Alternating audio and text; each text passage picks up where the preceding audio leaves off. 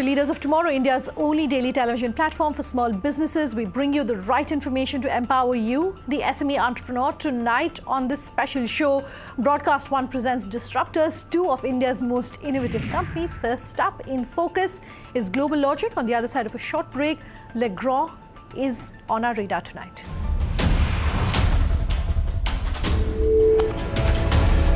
Sweet, thanks very much for speaking with us here on the show. Thank you for having me here. We are talking to India's biggest disruptors. So my question to you really is, how are you as GlobalLogic disrupting the technology space? What are you really doing to ensure that you are constantly innovating and you're constantly disrupting this industry? See, the whole space has been abuzz. If you look at the last couple of years especially, it's sort of reached a crescendo now. Oh, there's this new technology, this is disrupting. What we do is A, understand all of the trends that are happening in the technology world, and B, help our clients apply that technology to their business. So we really are a company that's helping our clients make sense of the technology and realize its relevance and importance to growing new revenue streams for them. And what I really mean by that is bringing together a very strategic, design-oriented thinking process combined with complex engineering on top and bringing out innovative solutions out into the market. And that's really why clients work with us. That's what we mean by disruption. We are not inventing a lot of new technologies by ourselves, but we are making sense of a lot of new technologies and inventing ideas or adoption mechanisms for those technologies in everyday businesses and lives. We also spoke about disruption at GlobalLogic and what has helped the company stay abreast of innovation while adopting new technologies. In the technology world, we are not very well known for in the recent decades, I'll say, leave the history behind. We are not very well known for bringing out new ideas or thoughts into the technology world. For a company like us, internally we really like to be called or look at ourselves as the innovative face of Indian technology. And what's helping us with that is fundamentally as a demography or as a gene pool, we are fairly analytical, we are fairly mathematical. So we've got lots of raw talent in India. Okay. If you combine that with our DNA or our heritage, where we have grown up doing complex engineering work, that lays a foundation for a culture which itself attracts very bright technology minds into the company. And then you combine that with our laser-like focus.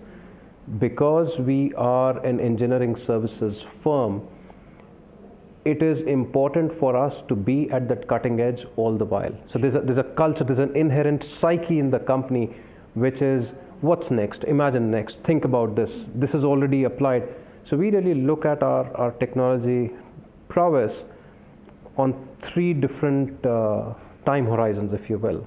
Horizon one, which we call as the here and now, which is really the mainstream of technology, which is what everybody is talking about, the regular digital solutions today, mobile, analytics, and cloud, etc., etc. That's a scale game, if you will, at this point in time. Horizon 2 is really about things which are around the corner, right? Blockchain, fake news is a big problem as an example. And we have people thinking, so how do I apply blockchain in this media distribution software that I'm building for these massive global news publications? And how do I help counter fake news as an example, right? Augmented and virtual reality. Traditionally, the aircraft industry is the only one that has really leveraged them to the hilt. Today, it's so relevant in the medical world, so relevant in the automotive world, so relevant in everyday life, right? I just saw the recent launch of a new car, and they had a full-page ad, bring the test drive home, and they are actually sending out this virtual reality gear that you can wear and do the test drive home. So the technologies that are just around the corner for mainstream adoption, we have a lot of focus on that, and you'll talk to one of my colleagues, our CTO for Asia Pacific region later on in the segment, and he'll talk to you more about what we're doing there. Sure.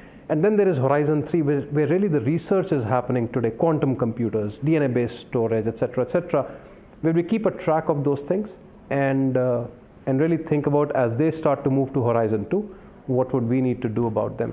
Going forward, is it possible for you to predict what technology trends are going to become important and crucial? Is it possible at all to do that? What's exciting you about the next few years when it comes to future technologies and future trends? Anything you can leave our viewers with in terms of what really you're working on? So I'd like to describe GlobalLogic as a company that helps save lives, and on the other hand helps make human lives better by applying digital disruption and innovation and bringing it to bear for our everyday lives.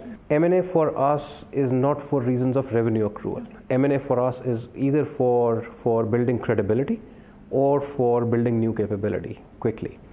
By credibility, what I mean is if an M&A allows us to suddenly become credible to a set of client constituents which would have otherwise taken years to build credibility with. Sure. Or if we get to acquire a capability in one of these emerging areas that I just spoke about, right, in AI or AR, VR or blockchain, etc., those are the areas that we are looking at. So again, credibility more from what I call Horizon 1 technologies, where if we find something interesting in the digital segments, we'll be very, very keen to look at that. Sure. And Horizon 2 from a capability viewpoint, be it from security angle, be it from the blockchain or the trust angle, etc. Those are the areas that we are continuing to look at. And our ecosystem is such, we have done eight acquisitions in our journey thus far.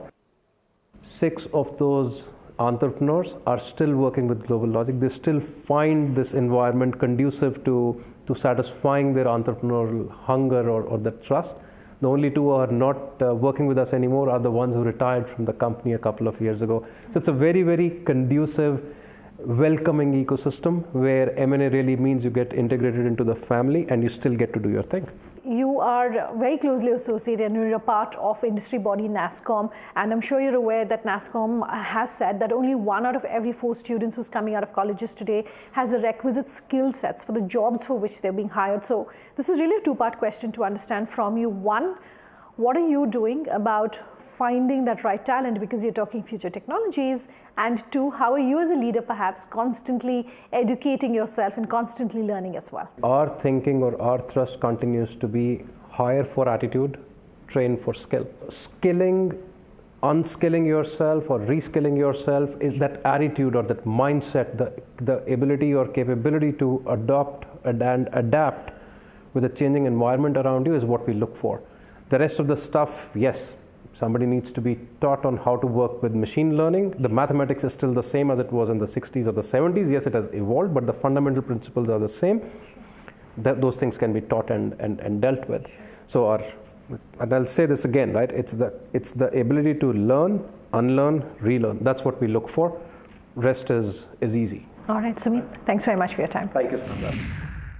Puneet, thanks for taking the time today. You're a company that's almost 2 decades old, and you've been associated with a large part of that journey. And I just want to understand that as a company that has a global footprint, what your experience has been about how consumers in India are perhaps relating differently and are using technology differently, or are understanding the use of technology differently from what their global counterparts are doing. So I'm personally very excited about the potential that technology transformation holds for Indian businesses. Sure.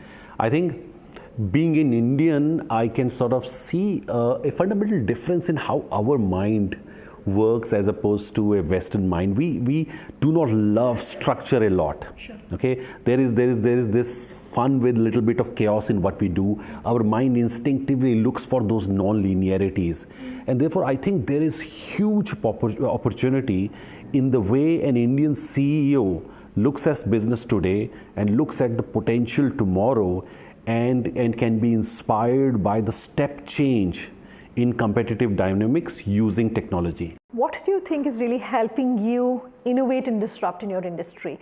What is really driving that? I think a big difference in the way in a market like India one needs to look at technology is to think about ROI upfront. We are teaching our own employees to excel at the art of figuring out what the problem is, what the opportunity is, what is the new art of the possible using a new technology like AI. What is it that we knew as a problem to be solved 5 years earlier?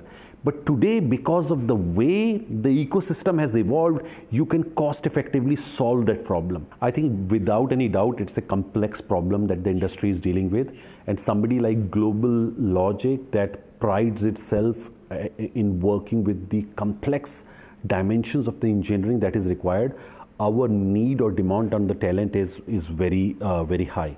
So I think one entry of the funnel, we are very careful that we bring in the people with the right kind of attitude and right kind of optimism about what technology can do it. So I think that part is a very important part where you have to filter in and get the right attitude in. Then you have series of interventions from an architect academy to project manager academy. Technology is so much part of our DNA that as opposed to a traditional industry where you'll focus on deep technology skilling for the architect community, in our world, a project manager needs to have a very deep appreciation, love, and understanding of technology for him or her to be able to manage a complex engineering exercise. So across the talent pool in the company, you have series of training and enablement initiatives. But I finally believe that you can only train that much. Okay?